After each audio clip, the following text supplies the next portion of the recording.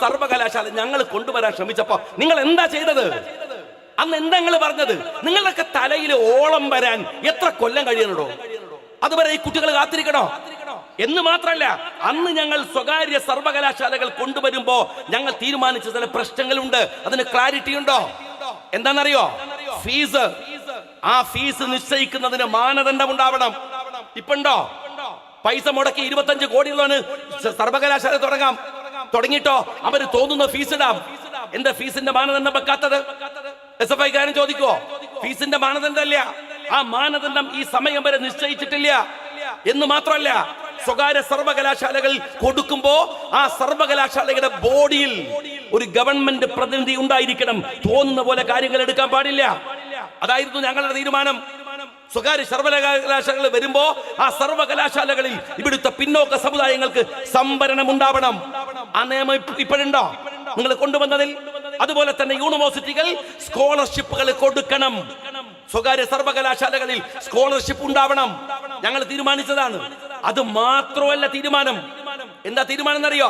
സ്വകാര്യ സർവകലാശാലകൾ ഉണ്ടാക്കിയിട്ട് ലാഭം വെളിയിലേക്ക് കൊണ്ടുപോകുന്നത് തടയണം.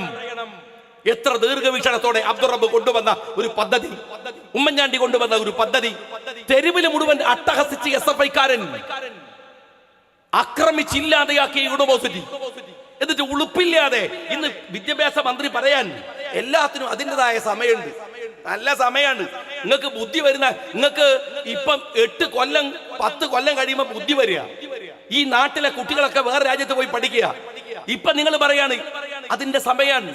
നമ്മൾ വിദ്യാഭ്യാസപരമായി എത്ര കുട്ടികൾ അതിന്റെ ദുരിതം അനുഭവിച്ചു, എത്ര പ്രയാസങ്ങൾ ഉണ്ടായി, എത്ര പേർ കഷ്ടപ്പെട്ട് ബാങ്ക് ലോൺ എടുത്ത് വിദേശത്ത് പോയി പഠിച്ചു.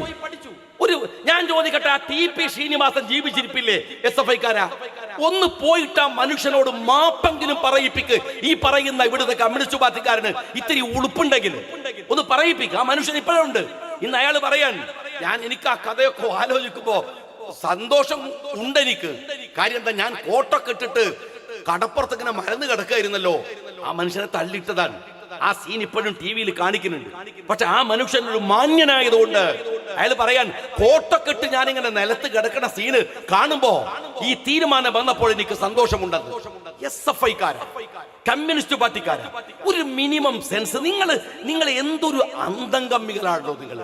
ലോകത്ത് വരുന്ന ഒരു മാറ്റവും നിങ്ങൾക്ക് അറിയില്ല.